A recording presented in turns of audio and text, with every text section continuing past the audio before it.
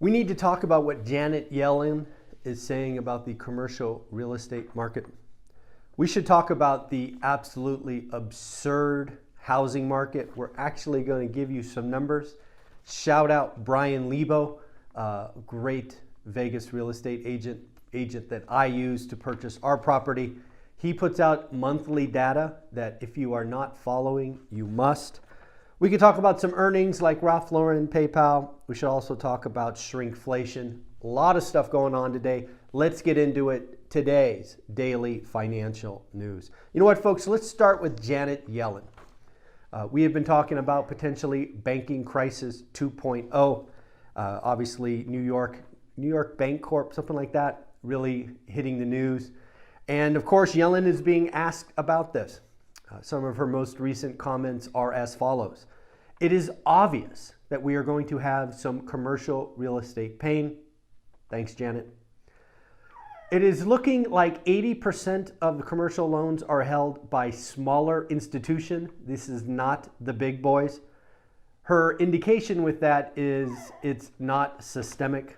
Not sure if you guys can hear the little guy here, but there you go.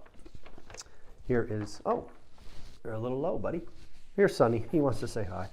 So again, Janet Yellen saying it is concentrated in smaller commercial banks. And then finally, just like last time, these people that are smarter than all of us are saying this will not be systemic. To which I say, ha ha ha ha ha ha. Here are some numbers about U.S. banks and commercial real estate. Did you know that U.S. banks hold 2.7, wait for it, trillion, that's with a T, $trillion in commercial real estate loans. And as you've heard me hopefully educate you and share with you over the last years, commercial loans are very different than the 30-year fixed loans that you and I get on residential. 80% of these loans are held by smaller and regional banks. Lastly, and this is not to be taken lightly, 2.2 trillion is due between now and 2027. Now remember, why is this a problem? Well, folks, unfortunately, a lot of commercial real estate today, if marked to market, i.e. valued correctly, is worth less than the debt. Now, what does that mean? Well, that means all the equity is gone. It also means that banks will be forced to deal with this. If your property is worth less than the loan, extend and pretend doesn't really work except in the edge cases. Maybe you have a 8 or 9 figure principal owner and you want to do them a solid, something like that. This is going to be a problem. And of course, if you remember how banks use their balance sheet, this is why I think we're going to have another bank term funding program. It will undoubtedly be called something else. And to be clear, it will be a bailout. It will be a bailout, and I won't be a fan. But that doesn't matter. I think something is coming. Because again, just like treasuries, right? Treasuries went, interest rates went up, values went down. That impaired balance sheets, that restricted lending, and so on and so forth, and there we go. If we truly have 2.7 trillion, of which 2.2 trillion, what is that like? 2754, that's roughly 80% of the debt is to be refinanced by 2027. That is a problem. I don't care what Janet Yellen says. That's a problem. And I would argue that's a big problem. So again, more pain to come, more stress. I don't know how they get through this without some kind of bailout that of course they won't call a bailout. But yeah, it is going to get very, very interesting. How about let's talk about the housing market. Over the last couple of days, you have heard us have conversations with Beth, Adrian, Omar, and the great Brian Lebo. Well, I just watched Brian Lebo's video about January numbers and February actuals. It's an 8-minute video. If you haven't watched it, here are some of the highlights, but I recommend going back and watching it yourself. Because again, these are Vegas numbers. This is my buy box. I want you to understand your buy box, your market. Just because this is where I am shopping and the market is stupid doesn't mean your market is. But it might mean it's just as stupid. Here we go. So if you look at January sales, AKA transactions, transactions in Vegas were up 11%. Now again, you could celebrate, you could high five, transactions up 11%, but without context, that should mean nothing to you. 11% on last January is nothing to be happy about. Last January was the worst month of sales in over a decade. So if you can't get over the worst month for sales in a decade, I don't know what you're doing. Next, one might think if sales are up 11%, price is up. Right? Haven't we been told prices follow volume? Of which I've always told you that's not how it works, but hey, that doesn't stop the pretenders from trying. Well, transactions up 11%, price down 2% month on month, about $7,000. So from December to January, prices in Las Vegas fell, even though transactions went up 11%. Go figure. How about year on year? Well, again, remember last year was horrible. December, January, and February. Prices are up 5% year on year. Okay. How about inventory? Inventory. Well, now we start having a problem. Inventory. Oh, I got a warning on my phone. There we go. Inventory is down 10%. So those are all January numbers. Those are the ones that Realtor.com and Redfin and Zillow are going to tell you about. What Brian Lebo tells you is even better. And again, remember, I'm asking you to look at your numbers as well. He's telling you about what's happening right now, like right now. He has this thing called housing absorption. It basically takes the active inventory, the pendings, and gives you a rate. For example, last year, so February of last year, for the lowest price point in Vegas, $250,000 to $500,000, the absorption rate was 24%. What does that mean? That means 1 in every 4 listings between $250,000 and $500,000 was pending. 24%. That is remarkably low. Okay, so that's where we're coming from. $250,000 to $500,000 in January was 37% absorption. So in context, it was up 50%. So it went from 24 to 37 last month. What is it doing today? This is where the problems go bananas. Today, the absorption rate is 46%. Again, remember my greatest fear. My greatest fear, demand is unlocked, supply is not. Again, remember, supply is down. And the way you get absorption rate to jump 9% in a month is you get demand going crazy. So demand, again, in the 250 to 500 range went from 37 to 46. All right, Michael, that's the low end. Tell us about the other stuff. The median price in Vegas is about $440. So that's essentially below the median. So again, 1 in every 2 homes below the median is pending. How about 500 to 750? It went from 29 to 38%, another 9% jump. How about 750 to $1 million? It went from 24 to 33. Again, another 9% jump. And finally, this happened to be the market that Olivia and I were playing in, from $1 million to 1.5. The market went from 20% absorption in January to 32%, a 12% jump. Now, what does this mean?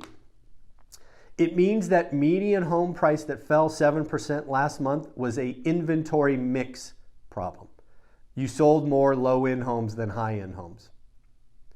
When you have inventory above the median going up 12%, you are going to see inventory rise. In fact, I told Brian Lebo off air on our video that it wouldn't shock me if February's numbers were up 12, 13, possibly even 15 grand on January's artificially low number. This is how the median home price works. And then just lastly, the ultra luxury 1.5 and above went from 18 to 20%, so a small jump of only 2%. In total, the market went from 32%, 1 in 3, to 40% in only a month. Folks, rates matter. It has been my greatest fear that 6 to 6.5% interest rates would unlock the marginal buyer and it would not touch marginal supply. This is my greatest fear. This does not end well, but it is where we are. Now again, thanks to Anna Kelly, this may be very focused on big markets, so I would love to hear from you. What is going on in your markets today? Below the median, above the median, all of that. Shout out Resi Club again. Lance Lambert did a very nice education on something called shrinkflation. All right, what is that and what is the context for this channel? One of the things that you have undoubtedly heard the doomers and Crash Bros talk about is new home prices. New home prices are crashing. Which again, if you look at the numbers, they're down like, I don't know, 10%. But unless you're paying attention, you wouldn't know why. Home builders have had the largest drop in average square footage. I don't know if you know this, but when you build a smaller home, it's cheaper. Shh, don't tell the Crash Bros. So the largest, again, across all the builders, the footprint is down 3% just in 2023. And again, what you are seeing builders like D.R. Horton and others do is they are taking their product lines and skewing to smaller and more affordable homes. That's why the price is down. So again, great idea. Shrinkflation is something that's happening. Again, if you can't afford it, you make it smaller and you keep the price point the same. Again, it's things of that nature. Let's talk about some earnings announcements. We got PayPal, again, beat top line, beat bottom line, but gave very weak guidance. So expect their stock to be down. And then Ralph Lauren. Again, I'm trying to watch some of the retailers to see if you and I are still spending money. Ralph Lauren beat top line and beat bottom line and had same store sales or volume up. Under Armour, sales slowed. So they missed on revenue, but they beat on earnings. Get this with Under Armour. See if you can twist this. They sold less stuff, but their margins went up. How do you do that? How do you do that? Well, there's only a couple of ways at that level that you could do it. One, you can raise prices.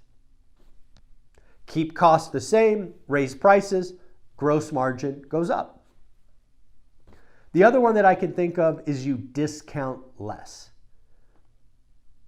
I don't know which one it is for Under Armour. I haven't bothered to look through the details.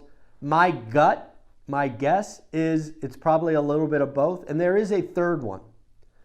Your suppliers. Remember, folks, we have CPI, which is what Under Armour charges you and me. But we also have PPI, Producer Price Index. Maybe, this actually might be it now that I think about it. Maybe where Under Armour is buying their stuff, aka China. Now, in fairness, I have no idea if Under Armour buys from China. It's just a guess. For all I know, they buy from Europe. No idea. But let's say Under Armour buys from China. And as we're going to talk in a minute, China's PPI is in deflation. It is negative. So maybe Under Armour is holding their price the same, but their costs are lower. That would also increase margin. I don't know. I thought it was an interesting idea. So let's talk about China. Just like the US, they have a reporting on inflation. They have consumer inflation and producer inflation. And hopefully you've heard me by now warning you that Chinese economy is in real trouble. Real trouble. PPI, Producer Price Index, this is where it came from for Under Armour, is down. Not this whole disinflation. Like, hey, we went from 9 to 3. Congrats, we've had 6% of disinflation. They're in deflation. Their cost of goods fell 2.5%. Okay, great. Maybe they're more efficient or maybe they have inventory. Who knows? What about consumers? Tell me about consumers. The Chinese consumer has once again had true deflation. Deflation last month was down, or a negative 0.8%. That is the fourth month in a row that consumer prices in China are negative. Now again, as I've tried to help you educate and understand, deflation in the short term is great. Deflation over a mid or long term is horribly destructive to an economy. Now, I don't know, and I don't know that it's been proven where the line of demarcation is between very good and, oh my God, we're in trouble, but it's not very long. It's less than a year.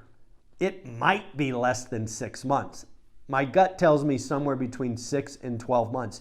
If you condition consumers to expect sales and lower prices, they will stop shopping, period. It's how it works. So, lots and lots of stuff going on. All right, folks, a couple of one more piece of advice, credit cards. Credit cards. The average credit card balance today is $6,360. Let's call it $6,000 for easy math. Today's average interest rate, if you're carrying a balance of $6,000, is almost 21%. 21%. So, a couple of things. If your balance is, if you're paying 21% on credit card debt, get that paid off. Second, did you know you can call your credit card company and ask for a reduction in interest rate? In 2023, according to Bankrate, 76% of folks who asked for a lower rate got one. So, might be worth a phone call if you are carrying a balance. And then lastly, folks, two more things. One, yesterday I announced an event with Ryan Pineda from 4 to 6 p.m. It is free. It is at Ryan Pineda's office. I think there's only a couple of seats left. Yes, he has limited space. He does have an Eventbrite. I put it in a pinned comment yesterday. I will do it for this video as well. If you have any intention of going, click the link immediately, register, because once it is sold out, that's all the space he has. So I hope to see you there. And then second, I still think we have 1 or 2 seats left for general admission. We opened up a couple of spots yesterday, I think. Honestly, I didn't check, but gut tells me we have 1 or 2 seats left. So if you want to come to this great event, these are all the speakers.